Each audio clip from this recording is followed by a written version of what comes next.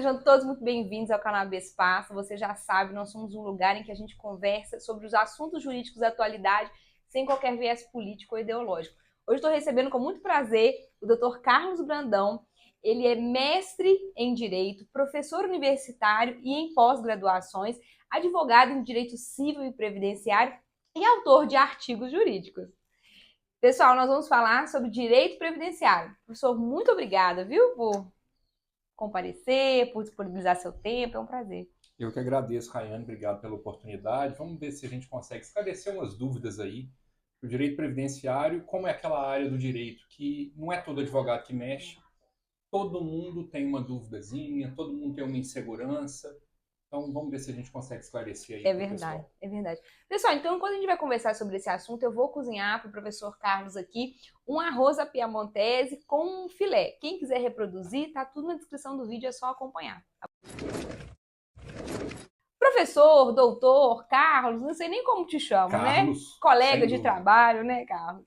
Carlos, então vamos começar. Eu acho assim, uma grande dúvida que as pessoas têm hoje, e aí sem entrar na futurologia, porque eu sei que é uma resposta muito difícil de ser respondida, é a insegurança que as pessoas têm em contribuir com o INSS e o receio de o INSS vir a quebrar um dia.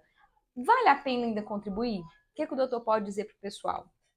Bem, Rayane, existem aquelas perguntas que elas vêm em ondas, né? Em determinadas épocas, eu recebo quase todo dia, quase toda semana, uma mesma pergunta. A bola da vez é essa. A Previdência não vai ter mais, né? Então não mexer com isso não, né? E isso é especialmente sensível para mim. Como advogado da área previdenciária, um dos serviços que eu presto é o chamado planejamento previdenciário. O que é o planejamento previdenciário? É a gente analisar o histórico da pessoa, o que ela já trabalhou, o tempo que ela tem, sobre quanto que ela já recolheu durante quanto tempo, e estimar como é que vai ser a aposentadoria dela. Então a gente vai definir, por exemplo, olha, se você aposentar no momento mais precoce possível, na data tal, se você continuar recolhendo assim, sua aposentadoria estimada vai ser essa. Se você passar o seu recolhimento para aqueles, né, para quem é possível fazer isso, aumentar o recolhimento, no caso dos autônomos, contribuintes individuais, aí você vai aposentar na data tal e o seu valor estimado será esse aqui, se aumentar, se diminuir. Então isso ajuda muito as pessoas a se programarem, Organizarem. né? Organizarem o futuro. Tem gente que fala, não, eu não conto com a Previdência. Tem gente que fala, não, eu quero ter uma aposentadoria digna porque eu vou contar com ela. Muito bem, então imagina eu programando o futuro dessas pessoas, simulando aposentadorias, fazendo cálculo e tudo, entregando algo que daqui 10, 15, 20 anos não vai existir. Então realmente é uma dúvida sensível e importante. Eu acho que do ponto de vista financeiro e atuarial, Rayane, já quebrou. Hoje a Previdência é deficitária, ou seja, o que paga com benefício já é muito mais do que o que se arrecada de contribuições. E isso se deu por uma série de fatores históricos e também fatores que são atuais. Por exemplo, quando criou-se esse modelo de previdência no Brasil, lá por volta da década, esse modelo, digamos assim, quase idêntico ao atual, eu diria que década de 50, 60, como é que era, que acontecia com o dinheiro? Um trabalhador ali tinha um desconto no seu contra-cheque, empresa, isso tudo ia para o tesouro, né? Ou seja, ia para o cofre único do governo. E todos os governos fizeram o que quiseram com esses recursos. Então, por exemplo, construção de Brasília, criar empresas estatais que tinham que fazer aporte de capital, obras diversas, ou seja, aquele dinheiro que hoje seria muito interessante que ele tivesse aplicado, rendendo juros, se multiplicando para pagar benefício previdenciário, foi usado para tudo que você pode imaginar. Tudo que você pode imaginar, inclusive, eventualmente, desvios, é claro. Né? Outro aspecto, muitas empresas grandes quebraram aí na história do Brasil e não pagaram contribuições previdenciárias e sempre houve uma ineficiência na cobrança desses créditos. Até hoje, quando você pega os maiores devedores da Previdência, tem empresa que é quebrada e não vai receber mesmo, mas também tem empresa que está ativa. que podia ter um rigor maior. Banco está aí aberto, funcionando. Isso também aconteceu. O aspecto demográfico, né, é muito determinante. Na década de 40, 50, a expectativa de vida do brasileiro era 40, 45 anos de idade. Hoje, nós estamos na faixa de 73 aproximadamente, daqui a alguns anos vai ser 82. Então, nós temos um sistema previdenciário que foi desenhado por uma expectativa de vida mais baixa, em que havia poucos idosos e famílias com muitos filhos. Aí vem um outro. Quantos irmãos você tem, Raia? Eu tenho 3. Tem 3. Eu Até tenho fora 2. da média, né? Porque Já geralmente é um pouco mais alto para a nossa geração, né? Sim. Eu tenho 2 irmãs, então na minha família somos 3. A minha mãe teve 11 irmãos e mais 2 criados, ou seja, 14 no total. A minha mãe também são 13 filhos e do meu pai são 8. Pois é. Então você pensa na família da sua mãe e da minha mãe, basicamente era o seguinte, era 12, 13 pessoas ali trabalhando, no final uma aposentada. Sim. Qual que é essa proporção hoje? Você consegue chutar o número? Assim? Eu acho que os casais devem estar tendo pouco mais de um filho. Deve estar na média de 1, alguma coisa. Os casais eu acho que não chega nem 2. Por aí. Eu tô contribuindo, gente. Eu já tenho 2 meninos. E eu tô prejudicando a Previdência. Eu não tive nenhuma ainda, mas eu ainda tenho esperança. Isso acontece, então a quantidade de filhos está muito pequena. E hoje a proporção de pessoas aposentadas para pessoas trabalhando é de uma aposentada para 1,8 trabalhando. Nossa, e essa contribuição não vai custear de jeito nenhum. Então, qual que é o resultado disso, Rayane? Então, a arrecadação não é suficiente para pagar a despesa. Sim. O resultado é que o Tesouro paga a diferença. Sim. Então, outros tributos que a gente paga para tudo quanto há, então, né, no caixa, isso vai servir para pagar esse déficit da Previdência. E tem até uma questão interessante que eu sei, porque eu estudei recentemente, porque a gente estava fazendo uma reunião, uma entrevista, um episódio sobre as bets.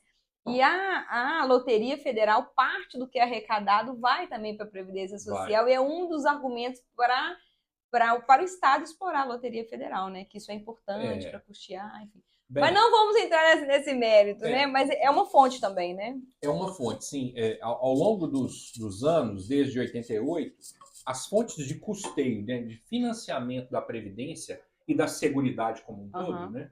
A Seguridade é um tripé de proteção social que envolve Previdência, Assistência e Saúde. Isso está lá na Constituição. Essas fontes de financiamento foram sendo aumentadas.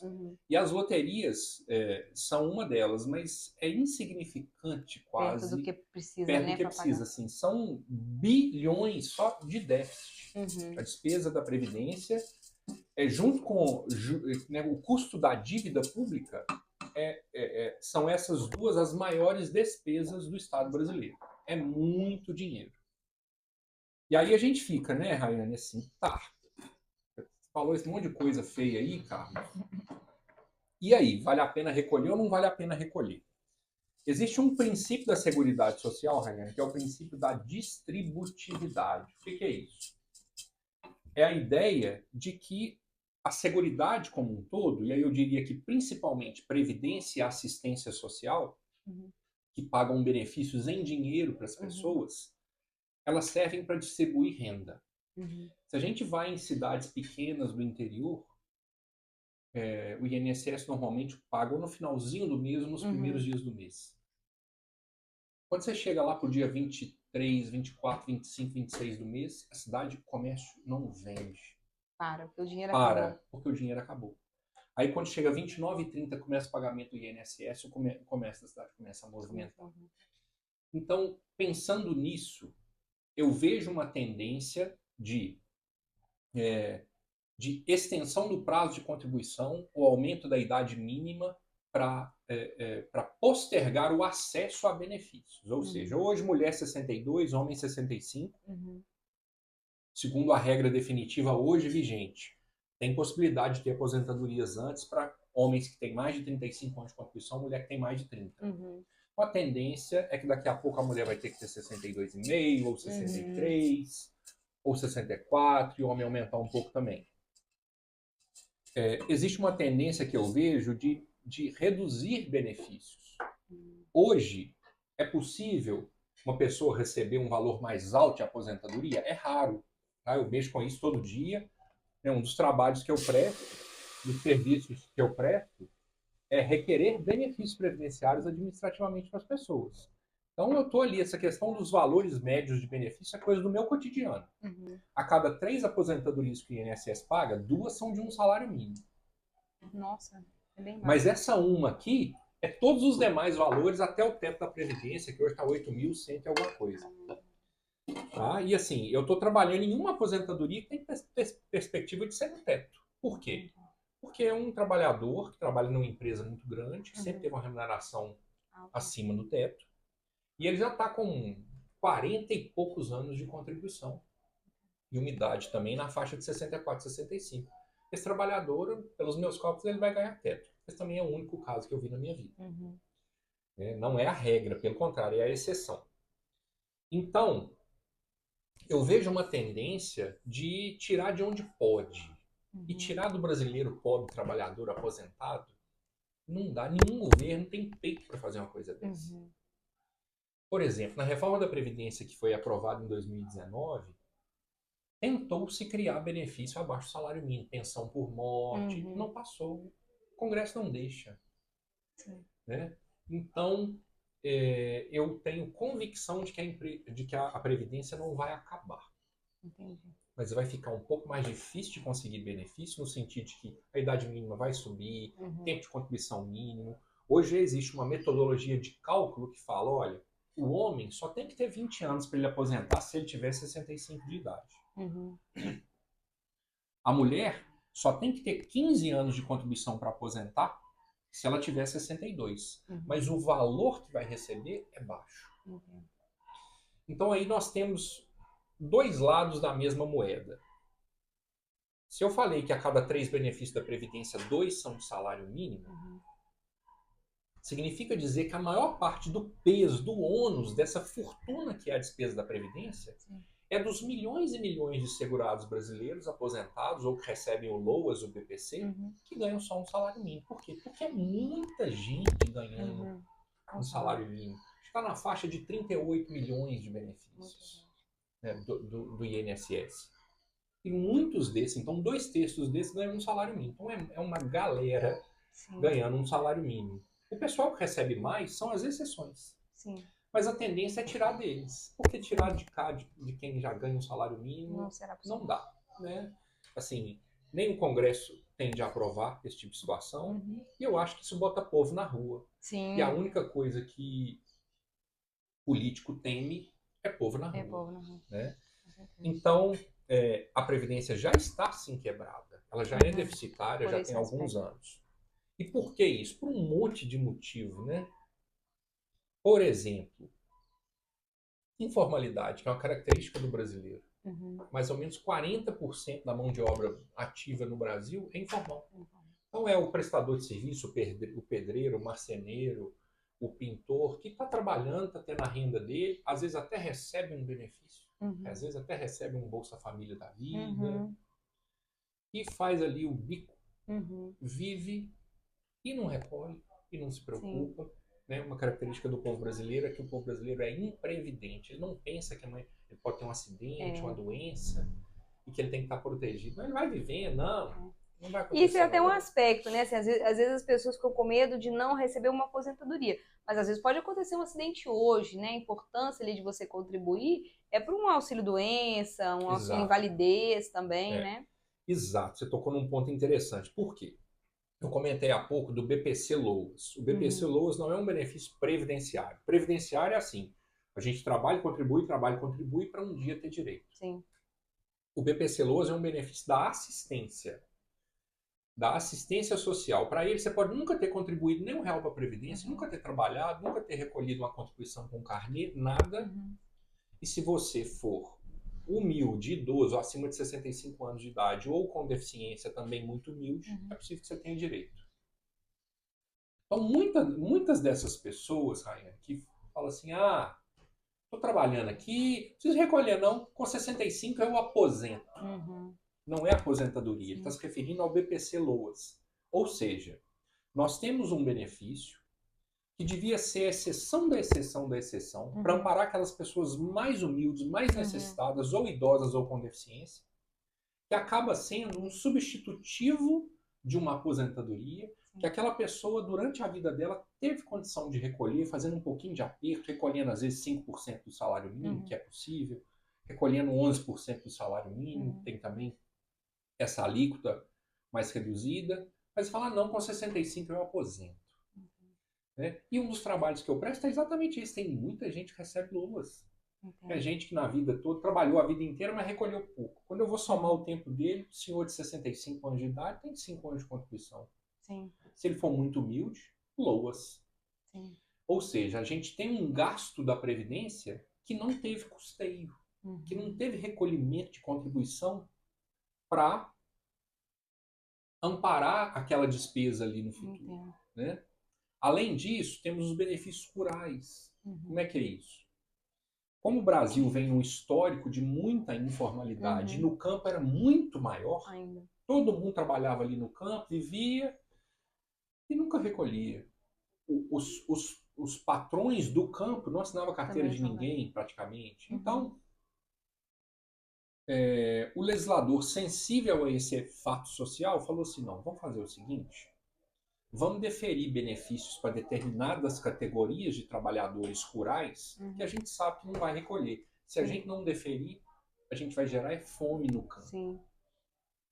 Então, existe a categoria do segurado especial, que é o pequeno produtor rural, seja produzindo, né, pecuária, né, todo tipo de agropecuária, ou o extrativista vegetal, para essa pessoa que mora lá no norte do Brasil e que coleta açaí, né? Por exemplo, o pescador artesanal. Né? Essa modalidade de trabalhador, especificamente esse segurado especial, ele tem direito a uma aposentadoria por idade sem nunca ter recolhido. Ele tem que provar que trabalhou, que era segurado especial. E como ele é um trabalhador mais braçal, ele é um trabalhador que é mais desgastado pelo trabalho duro, ele tem direito. A reforma não mudou a idade desse trabalhador se aposentarem. Mulher com 55 anos de idade e o homem com 60. Ou seja, é uma categoria de trabalhadores que se aposenta mais ou menos cedo e sem ter tido custeio para a aposentadoria dele. Então nós estamos pagando isso. O que nós estamos pagando já não deu, o Tesouro está pagando a diferença. E aí, então a gente tem, do ponto de vista financeiro e atuarial, muita dificuldade. Só que eu não acho que há espaço, do ponto de vista da democracia brasileira, para acabar com esse sistema. De jeito nenhum. Imagina, né, uma pessoa, um senhor que já está com 60, 65 anos de idade, de repente vira e fala, agora você vai ganhar salário mínimo, você que recolheu o teto a vida inteira. Isso causaria uma comoção social muito grave. Então, assim, tudo depende do povo, né? Quando o brasileiro foi para a rua, e né, nas últimas décadas isso não tem sido muito corriqueiro, né? Nós não somos um povo aguerrido de busca de direito no nosso cotidiano. Né? Mas quando foi, nós fomos ouvidos. Né? E eu acho que hoje em dia assim, as manifestações tendem a mudar, né? A gente viu recentemente algumas manifestações no âmbito virtual que fizeram o governo recuar, né? O parlamento e o governo recuar. Então talvez a gente vai mudar também essa forma de manifestar, né? De impor nossa vontade. Acho que sim, também. Vamos acompanhar. Sim. Né? Então, assim, eu, Carlos, não como advogado, como segurado, eu não abro mão de fazer meu recolhimento para o INSS. Né? Eu, quando, né, como professor, anoto a minha carteira de trabalho, porque eu trabalho como empregado, eu fico satisfeito. Eu falo, isso aqui vai ser uma parte da minha renda, da minha velhice. E a pessoa também não precisa se ater a isso, né, Carlos? Nada impede a pessoa fazer uma previdência complementar, fazer uma previdência privada, né? Exatamente. Sem dúvida. E essa talvez seja, essa sua sugestão seja a mais sensata de todas, que é não colocar todos os ovos numa só cesta, não é mesmo? Então você tem uma fonte de renda ali como empregado, faz a sua complementar, ou junta o seu dinheiro, faz uma aplicação, aprende o mínimo ali de aplicação financeira, faz um extra, ou compra enfim, compra suas ações, compra seus imóveis. O tesouro, por exemplo, né? Que é super fácil de mexer. Você é entendida disso? Um pouquinho, eu estudo. Parabéns, eu não. Mas é importante, né? Professor, uma outra pergunta, assim, que eu sou professora de Direito Civil também, como professor. E aí, toda vez que a gente vai falar sobre união estável, casamentos, né? Esses relacionamentos plúrimos aí, às vezes a pessoa tem mais de uma união estável, um casamento e uma união estável. Sempre tem algum aluno que me pergunta, professor, o meu avô está nessa situação, né? Ele faleceu, era casado com a minha avó, mas tinha uma companheira. Elas vão ter que dividir ou não essa pensão? Como é que fica? Então, é uma pergunta muito recorrente. Pois é, né? Acho que o brasileiro acho que somos bons amantes, né? E essa questão de pessoas que vivem, a gente trata dessa expressão de uniões paralelas, né? Isso pode acontecer com uma pessoa que, por exemplo, um homem que é casado, tem sua esposa, sua família, seus filhos, mas paralelamente ele tem outra mulher, às vezes até outro homem. E ali nesse outro núcleo familiar paralelo, ele também tem filhos, às vezes também tem independência econômica. Isso acontece, né? A minha mãe teve uma empregada doméstica que vivia essa situação. Ela era a segunda companheira né? Ele tinha uma esposa e as duas sabiam de tudo e ele ficava uns dias da semana na casa de uma, outros dias da semana na casa de outra, estava tudo bem, viviam bem. E aí vem, né? Na falta desse senhor aí, como é que fica a questão, né? Deixa pensão, não deixa pensão? Primeira coisa que a gente tem que situar só deixa pensão por morte quem é segurado da Previdência Social. E só é segurado quem formalmente recolhe. Dentro disso existem algumas discussões, mas basicamente a gente ou tem que recolher INSS por conta própria para aqueles que são autônomos ou empresários, ou a gente tem que ser empregado de carteira assinada, certinho, formalizadamente. Muito bem. Então, esse segurado falecendo, como é que fica a questão da pensão? Isso foi tão corriqueiro, e olha que interessante, Rayane. No passado, antes da Constituição de 88, a gente não tinha o STJ, Superior Tribunal de Justiça, a gente tinha o Tribunal Federal de Recursos. E o Tribunal Federal de Recursos tinha uma súmula falando que, havendo essas uniões paralelas, há direito de divisão da pensão. De tão consolidada que era essa matéria, esse entendimento de que se, por exemplo, um homem tinha duas famílias, haveria o direito de divisão da pensão no falecimento dele. Súmula de Tribunal Superior. Não é pouca coisa. Não é pouca coisa. Dentro do INSS, Rayane... E numa época em que a sociedade ainda era mais conservadora do que atualmente. Né? Pois é, interessante isso, né? Dentro do INSS tinha instrução normativa. A instrução normativa, o que é? Eu diria que é um detalhamento da lei e do decreto para orientar os servidores do INSS a como é que eles aplicam a lei. Então, aquilo traz basicamente tudo que tem na lei, tudo que tem no decreto e mais detalhes para orientar o servidor no Brasil inteiro, lá na agência do Amapá, lá numa cidade do Amapá, lá na agência do Rio Grande do Sul, como é que ele vai aplicar o direito previdenciário. E as instruções normativas antigas falavam não há direito de dividir. Então, isso nos sugere que era um fato mais ou menos corriqueiro. Claro. Né? Eu acho que hoje, com a independência da mulher, com o fortalecimento da mulher, com a inserção da mulher no mundo do trabalho, da educação, hoje você chega numa faculdade de Direito e Medicina e tem mais mulher do que homem. Né? O que é muito interessante, um movimento muito saudável. Sim, né? eu acho. Então, essa devia ser uma situação interessante. Hoje, talvez as mulheres não se submetam a isso mais. Né? Então, o entendimento, portanto, era bastante consolidado de que havia direito.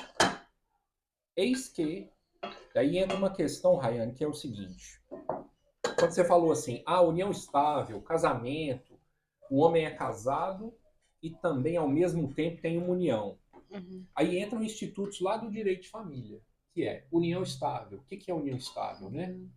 É possível existir uma união estável de uma pessoa que já tem um casamento em vigor?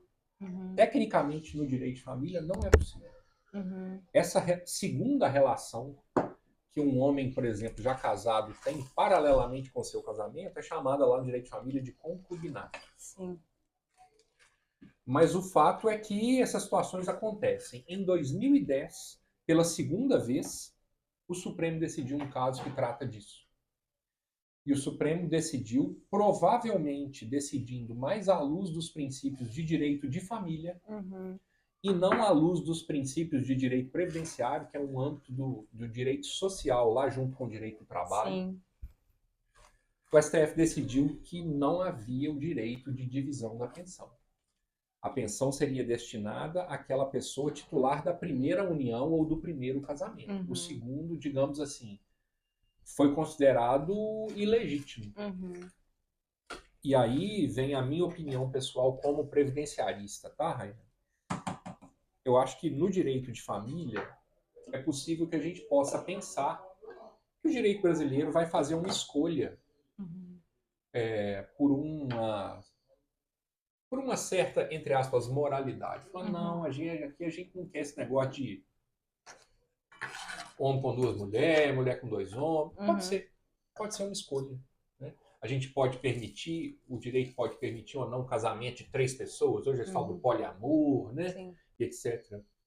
O direito de família tem o direito, digamos assim, né, comporta esse tipo de julgamento que às vezes descamba mais para o âmbito religioso, mais para o âmbito moral. Porque o direito de um país, de uma nação em determinado momento, espelha os valores culturais, morais daquela sociedade. Agora, o direito previdenciário, ele não poderia ser submetido a esse tipo de julgamento mais moral e mais religioso. Por quê? Porque o direito previdenciário, ele não trata, por exemplo, de se a mulher vai ter direito a patrimônio ou não. Ela trata do básico para manutenção. Então, pense num homem casado que depois constitui uma união estável que o direito de família chama de concubinato com outra mulher. É possível que essa esposa fosse independente, rica, ou uma profissional de sucesso, que de modo algum precisasse do dinheiro do marido ou de eventual pensão que o marido deixou. E já a companheira fosse uma mulher mais fragilizada, mais humilde, sem estudo, e que era sustentada por esse concubino. Aí o que o Supremo falou? Azar. O problema é seu. Se morrer, é a primeira que vai receber, no caso, é a esposa que vai receber. Ou seja, o que aconteceu foi que o foco não foi proteger a dignidade daquela pessoa, que às vezes dependia do companheiro falecido, do concubino falecido. O foco foi aplicar uma moralidade que às vezes é mais presente no direito de família.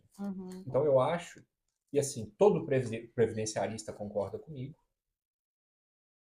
quando a gente pega os livros de direito previdenciário, os melhores livros também concordam. Isso foi um equívoco do Supremo. E o Supremo já tinha dado uma outra decisão anterior, lá por volta de 2000, primeira década do ano 2000, também no mesmo sentido. Um homem tinha uma esposa e uma companheira e teve tipo 10 filhos com cada um. E a briga pela pensão foi parar no STF. E o Supremo já tinha decidido que não haveria direito à pensão. Então, eu acho que eu, nas minhas aulas de direito previdenciário, eu falo, olha, eu tenho certeza que há direito. Mas o Supremo bateu o martelo em outro sentido. Né? Doutor Carlos, tem uma questão que, assim, que é um pouco diferente dessa que a gente está comentando, que é, por exemplo, é o homem ou a mulher que é casado no papel, mas já tem a separação de fato. E aí, em seguida, constitui uma união estável. Muda a situação nesse caso? Muda. Deixa eu ver se eu entendi a situação. Ele é casado no papel com uma mulher. Vai cada um pro seu canto, cada não um pro canto, mas não formaliza. formaliza o divórcio. Sim. Exatamente. Ele tem uma segunda relação de companheirismo. Ele não poderia casar de novo porque está casado. Mas estão vivendo ali em união estável. Sim. Aí, novamente, né, essa é uma situação em que um ramo do direito alimenta o outro. Tem um artiguinho lá no Código Civil que fala que, havendo separação de fato há mais de 2 anos, essa situação meio que está resolvida. Ela não está formalizada, mas é perfeitamente legítima a instituição de uma nova união estável. E aí, aproveitando a sua pergunta, muita gente acha, por exemplo, muita gente que vive união estável e um dos companheiros falece, as pessoas acham que falam assim, então eu tenho que ir lá na justiça estadual, lá na vara de família, reconhecer a minha união estável, haver um processo de reconhecimento de união estável, e aí com a sentença do juiz de família falando, eu sou companheiro, logo meu companheiro, minha companheira morreu, agora eu levo no INSS e o INSS vai acatar. Não é nada disso. Nada disso. E isso é muito corriqueiro. O que prevalece? Quando um casal vive em união estável e um deles falece, o pedido de pensão deve ser feito diretamente ao INSS fazendo a prova da união estável. Quando a gente pega o decreto que trata dos benefícios previdenciários, que é o decreto 3048 de 99 e a instrução normativa, eles trazem uma lista de documentos para provar a união estável. E a sentença que reconhece a união estável é só um documento. Mas o próprio decreto fala que tem que ter no mínimo 3. Entendi. Então, a pessoa ir para a vara de família na justiça estadual, reconhecer a união estável e achar que isso vai garantir na justiça federal ou no INSS, não é verdade. Entendi. Tá? Então, num caso como esse que você trouxe, eu teria que fazer o requerimento no INSS, provar que houve a separação de fato e que houve a constituição de nova união estável, provar ali aqueles requisitos, e é perfeitamente possível, se a prova for boa, que o INSS conceda. Entendo. Sem precisar de ir no juiz estadual, sem precisar de nada disso. Né? E aí, a esse respeito, por exemplo, é muito corriqueiro que haja, às vezes, a divisão da pensão, mas não em caso de uniões paralelas. Pode haver a divisão da pensão, sim, na seguinte situação. Uma mulher é casada com um homem, a mulher A casada com um homem B, e eles se divorciam e a mulher paga pensão alimentícia para o homem, ou o homem paga pensão alimentícia para a mulher. Tá? Vamos pensar no exemplo mais corriqueiro, que é o homem paga pensão alimentícia para a mulher. Esse homem, pagando pensão alimentícia para a primeira mulher, casa novamente ou constitui união estável posteriormente. Então, ele tem duas dependentes para fins previdenciários, mas não uniões paralelas. Entendi. Em caso de uniões paralelas, o STF falou, não há direito para as duas, há direito para a primeira. Mas nesse caso, a legislação previdenciária fala que a ex-esposa que recebia alimentos é dependente para fins previdenciários. E a nova esposa ou nova companheira também é. Entendi. Então, nesse caso, haverá divisão da pensão. Doutor Carlos, uma outra pergunta que parece ser muito comum também é a seguinte: a pessoa aposenta, né, na época da aposentadoria ela recebe ali 5 salários mínimos. E aí, com o passar do tempo, atualmente ela está recebendo 3 salários mínimos. Cabe uma revisão? Como é que funciona? Essa é a pergunta que eu não passo uma semana na minha vida, desde que eu me formei e comecei a trabalhar com previdenciário, sem responder. Vamos pensar o seguinte. Essa conta que você narrou aí, quando eu me aposentei, eu recebia 5 salários. Não vem lá na carta de concessão da aposentadoria, você recebe 5 salários. Não. Sim. Essa conta é feita mentalmente pelo segurado. Sim. Ele fala assim, o salário mínimo é, hipoteticamente, R$1.000. Se eu recebo 5.000, eu recebo 5 salários e ele faz essa conta na cabeça. Muito bem. Aí a gente tem que pensar como que é reajustado o salário mínimo que o segurado tem na cabeça, que quando aposentou ganhava assim, e como é que são reajustados os benefícios pagos pelo INSS. Os do INSS são reajustados com base no INPC, que é simplesmente um índice de medição de inflação. Então, todo ano, na virada de dezembro para janeiro, eles apuram a inflação com base nesse índice INPC e falam, deu 6%. Então, os benefícios previdenciários serão corrigidos em 6%. Acabou. E como é que é reajustado o salário mínimo? Ele é reajustado já há alguns anos, com base no INPC do ano anterior, mais a variação de crescimento do PIB brasileiro, até 2,5%.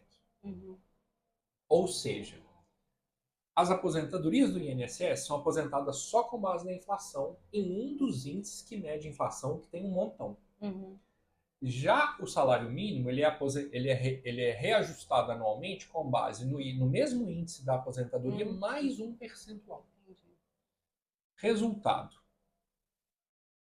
Aquela pessoa que se aposentou ganhando, por exemplo, hoje o salário mínimo é R$ 1.518. A pessoa se aposentou ganhando R$ 1.700.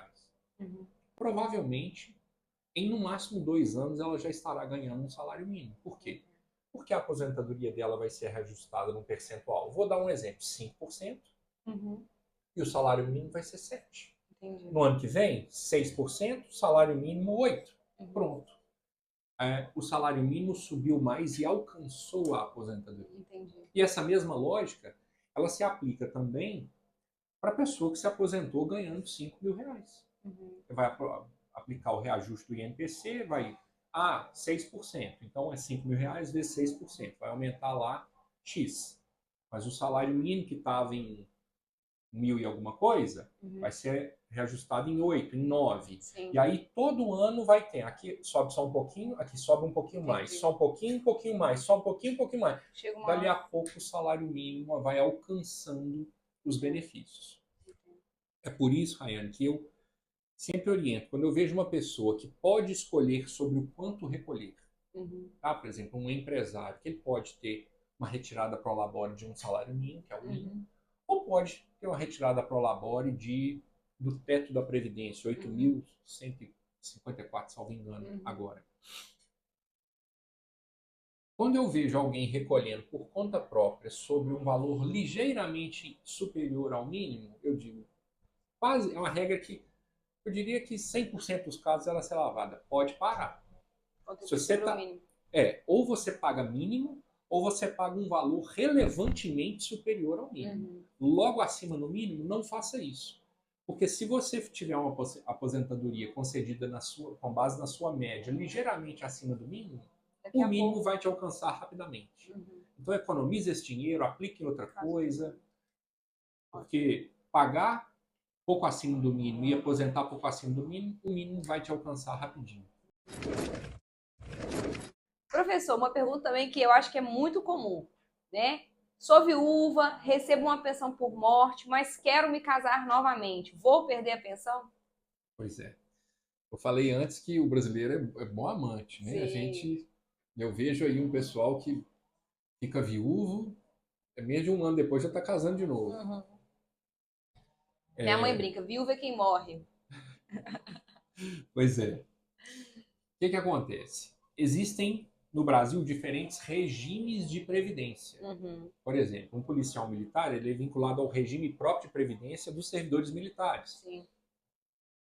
Um militar do Exército, da Marinha, da Aeronáutica é vinculado ao regime previdenciário deles. Um servidor público da União, por exemplo, um juiz federal, um juiz do trabalho, um servidor do Ministério da Infraestrutura, do Ministério do Planejamento. Sim.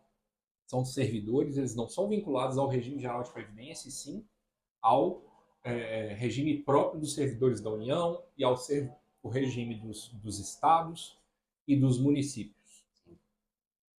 No INSS, que é o regime geral de previdência, não há previsão de norma que determine que uma pensionista, se casar novamente, perde a pensão. Eu conheço gente que vive em união estável, tem 1000 anos, com medo de perder pensão. Não perde. Essa previsão, no entanto, ela está presente em vários outros regimes. Nos militares, por exemplo, isso acontece. Pouco tempo atrás, eu fui consultado por uma viúva de um delegado. E aí um ex-namorado dela fez uma denúncia e falou, eu vivi em união estável com ela. E ela agora está sendo investigada. Estão fazendo todo um escrutínio na vida dela para saber se o que ela teve foi mesmo união estável, porque se ela teve, ela vai perder a pensão do falecido marido dela, delegado. Nossa, que complicado. Isso acontece no âmbito do IPSM também, aqui em Minas Gerais. Tá? Mas no INSS não pode casar novamente. Mas aí se ela casa novamente, ela não vai ter direito a 2 pessoas por morte, não. Correto.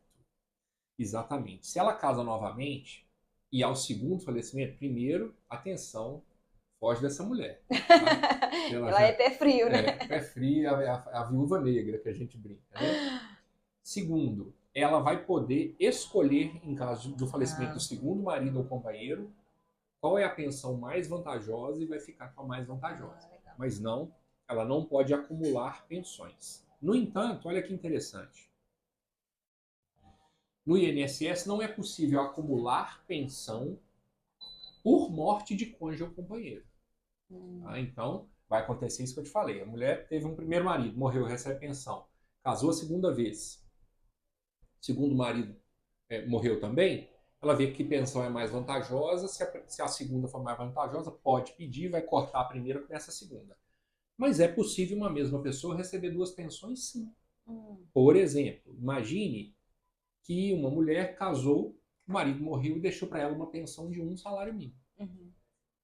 E ela já é idosa, com problemas de saúde, ela não se mantém com esse um salário mínimo e ela é sustentada pelo filho, que tem uma condição financeira melhor. Então essa mulher pode ter despesas, por exemplo, de R$5.000 todo mês. Sim. Ela ganha um salário mínimo e o filho faz frente a todas essas outras despesas. E esse filho também falece. Ela pode pedir pensão por morte do filho? Pode e vai ter direito se provar a dependência econômica. Entendi. Então, nesse caso, a mesma mulher receberá duas pensões e vai poder acumular as duas pensões. Ela não poderia acumular se fosse o caso de um segundo marido. Entendi. Mas uma pensão por morte de marido que faleceu e de filho que faleceu, pode acumular. Sim. E aí, dentro dessa pergunta, então posso acumular outros benefícios ao mesmo tempo? Não necessariamente pensão, porque a gente está falando de pensão. Sim. Mas posso acumular outros benefícios previdenciários ao mesmo tempo? Correto, pode sim. Por exemplo, o caso mais corriqueiro, que é do nosso cotidiano, a gente trabalha, o marido trabalha, a esposa trabalha, e os dois, em dado momento, vão se aposentar. E um deles falece.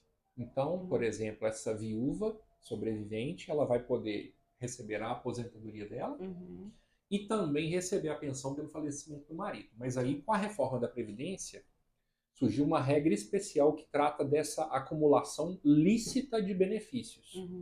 E o que essa regra fala? Ela fala, olha, a pessoa que vai receber esses dois benefícios, a gente vai ter que primeiro olhar qual é o maior dos dois. Esse maior, ela vai receber integralmente, é dela e pronto, acabou. O segundo benefício, se ele for maior do que um salário mínimo, haverá uma redução dele. Então, vamos dar um exemplo. A mulher tem uma aposentadoria de R$5.000. E o marido morreu deixando uma pensão de um salário mínimo. Ela vai poder receber os dois e não tem problema nenhum. Segundo exemplo, a mulher trabalhou, contribuiu, se aposentou e ganha R$5.000. O marido morreu e deixou uma pensão de 2 salários mínimos. Pensão nem é, né, benefício previdenciário, também é melhor que a gente fale com mais precisão, rigor técnico. O marido faleceu e deixou a pensão de R$3.000. Aposentadoria de 5.000 da mulher, o marido morreu, pensão de 3. Ela vai receber integralmente a aposentadoria de 5.000. E o segundo benefício de 3.000 vai ter uma redução por faixas. Então, como é que funciona essa redução? Aquilo que excede um salário mínimo e vai até 2 é reduzido, salvo engano, em 60%. Nossa, muito. Aquilo que passa de 2 até 3 é reduzido em 40%. E assim vai reduzindo, de forma que ela vai manter o benefício mais vantajoso e receber um percentual, uma fração do segundo benefício. Mas acumular, pode. Ela tem direito de receber os dois. Agora, isso é quase que esvaziado, Rayane, com a reforma da Previdência. Por quê? A reforma da Previdência que aconteceu lá em novembro de 2019, ela já reduziu violentamente o valor das pensões por morte. A pensão antes era basicamente 100% da aposentadoria que o segurado falecido recebia, ou 100%, ou melhor dizendo, era o valor da aposentadoria por incapacidade que aquele segurado receberia no caso dos segurados que estavam trabalhando e faleceram. Então o cara estava trabalhando e morreu.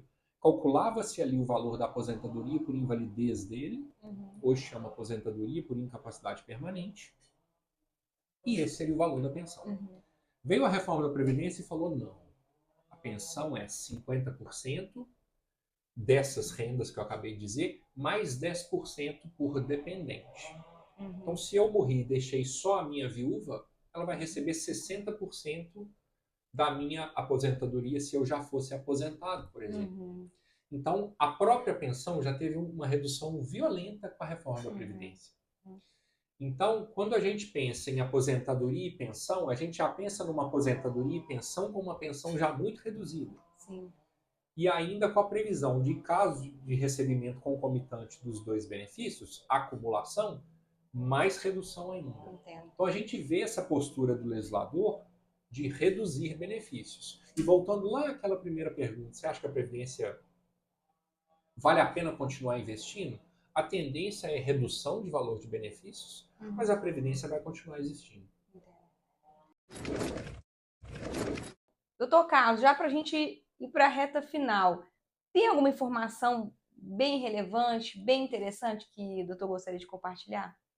O mundo previdenciário ele é rico desses exemplos e situações ou que geram muita briga na justiça e em algum momento são resolvidas, ou que pelo menos geram boas reflexões. Uma situação interessante que o Brasil, né, e os brasileiros vivem, mas hoje já está resolvida, é o seguinte: as aposentadorias já tem muito tempo, desde 99, que no cálculo da aposentadoria aplica uma regrinha, uma fórmula matemática que chama fator previdenciário, que era um subterfúgio criado para reduzir o valor dos benefícios. E era uma fórmula muito eficiente para reduzir o valor dos benefícios. Qual que é o resultado disso? As pessoas se aposentavam com uma renda mais baixa do que estavam acostumadas a receber, ou mais baixas do que o esperado.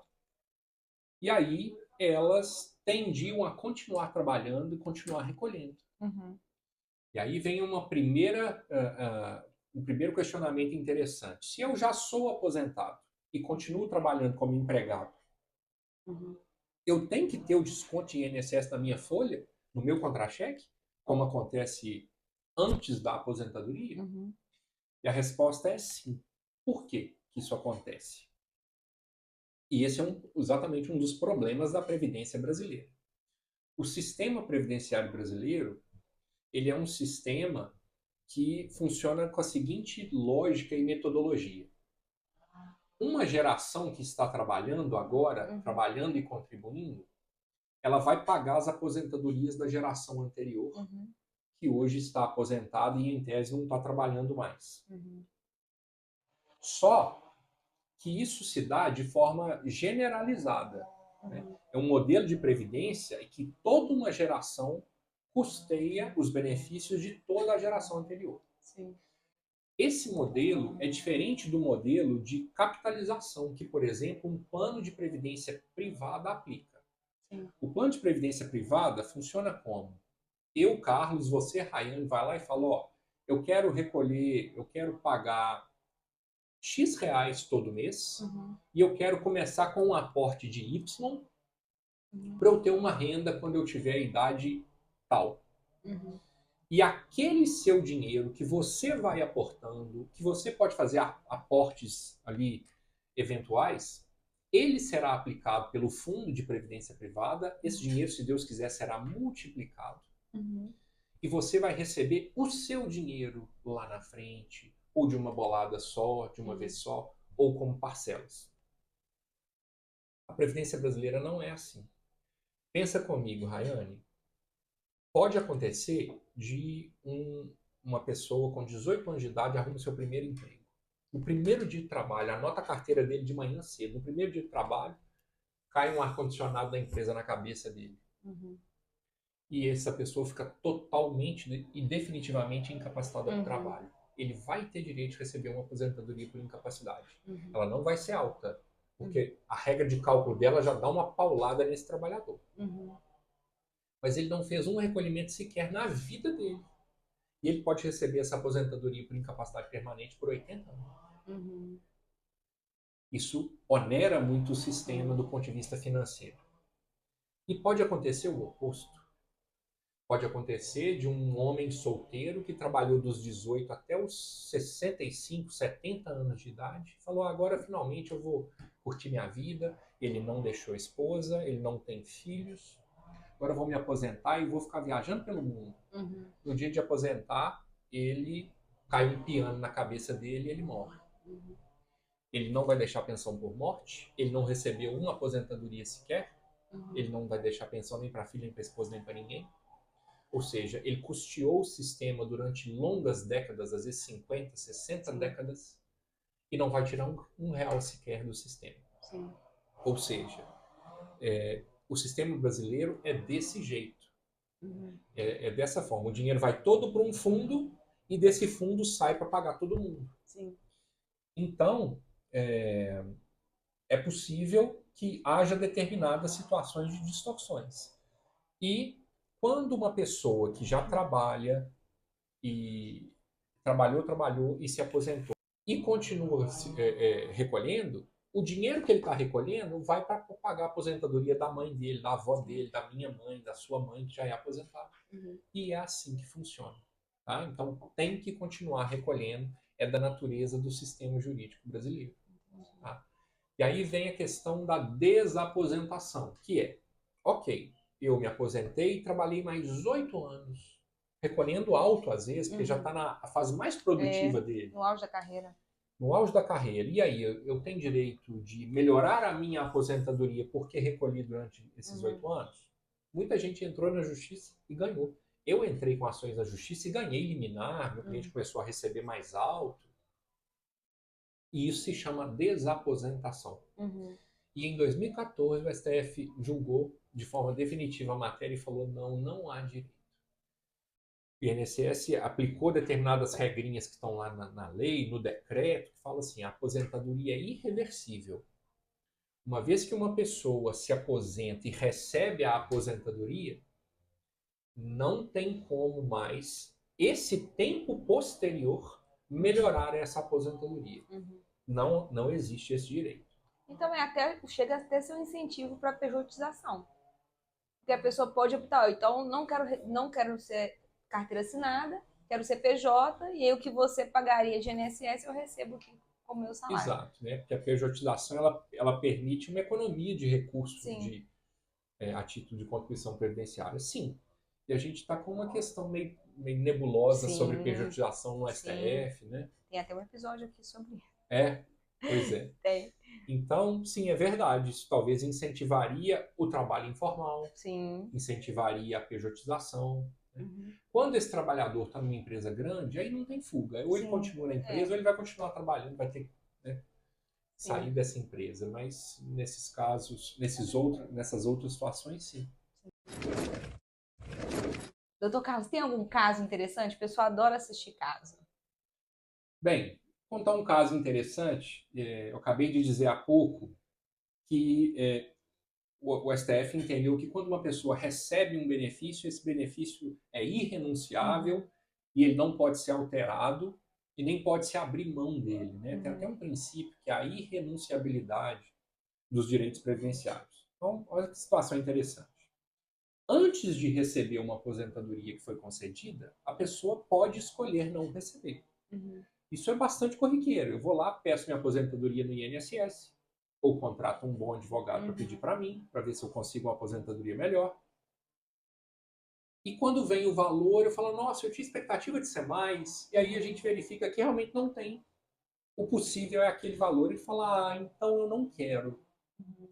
Eu vou fazer o seguinte, eu vou continuar trabalhando, porque se eu continuar trabalhando com recolhimentos mais altos, a minha aposentadoria tende a melhorar, essa é a regra. Então, tá bom. Então, se a pessoa simplesmente não saca essa aposentadoria, o INSS vai recolher o dinheiro e ele pode pedir anos depois, tempos depois, uma nova aposentadoria e receber a segunda aposentadoria.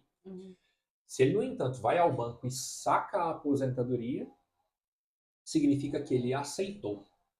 E aí ela é irrenunciável. O que uma cliente minha fez?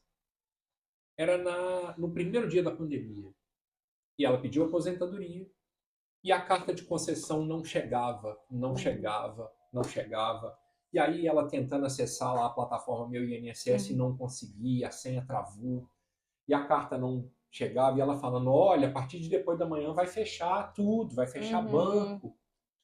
E aí, de repente, ela olha conversa com o gerente do banco e olha no extrato e fala, olha, tem um pagamento aqui de 5 mil e outro de 3.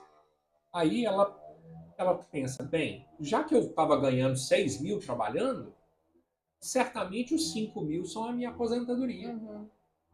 Então tá dentro do que eu imaginava, tá certo, e os outros 3 devem ser o proporcional do mês anterior, porque quando a gente faz o pedido de aposentadoria, a gente, como regra, recebe desde a data do protocolo. Ela falou, então a aposentadoria de 5 mil, tá certo, tá de bom tamanho, eu concordo. Foi ao banco no último dia antes da pandemia fechar tudo e sacou. E era o contrário. No dia que ela sacou, ela chegou em casa do banco, chegou a carta de concessão, 3 mil reais. Ah, eu sabia que era o contrário. Quando Pois começou a história. E aí ela fala, não, eu não quero de jeito nenhum. Ela estava recolhendo sobre um valor alto, só se ela adiasse a aposentadoria ali. E ela estava trabalhando num lugar agradável, ela não tinha nenhuma premência ali para deixar o trabalho. E aí eu tive que entrar na justiça para ela, para explicar e provar um vício de consentimento que foi o erro. Ela foi enganada ali pela disposição do extrato e com um pouco de sorte, porque caiu em juízes bons na Justiça Federal, a gente conseguiu, entre aspas, devolver a aposentadoria dela. Depositamos em juízo tudo que ela retirou e falamos, olha, ela jamais anuiria com o recebimento de 3 mil reais. Sim. Ganhamos a ação, depositamos tudo que ela tinha recebido e ela se aposentou uns 2 anos depois, mais ou menos, já ganhando mais de 5 mil reais. Olha só, diferença que faz, né? Diferença que faz. E isso mostra também como que é importante planejar a aposentadoria. Sim. Não é assim, eu tenho direito agora, então eu vou pedir correndo, senão o governo vai me tomar. Não vai tomar, não. Você vê, 2 anos fez uma diferença de quase o dobro do salário. Exatamente. E isso é vital, porque ela ainda estava numa fase produtiva. Sim. Ela nem contava com esse valor da aposentadoria. Mas quando ela tiver 70 anos, vai fazer muita diferença. Caso interessante. Muito.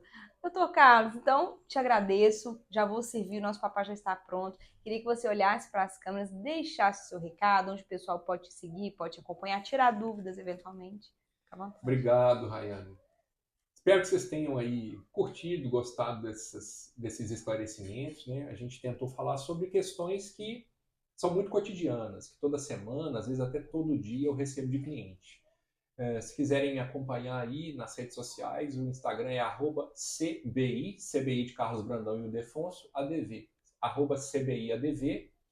E espero que vocês tenham gostado. Se precisar tirar dúvidas, vamos conversar lá pelo Instagram. Obrigado. Obrigada novamente, viu? Pessoal, vocês que nos acompanharam, muito obrigada pela sua audiência. Comenta, compartilha, curte, que é muito bom para o nosso canal. Obrigada mesmo. Tchau, tchau.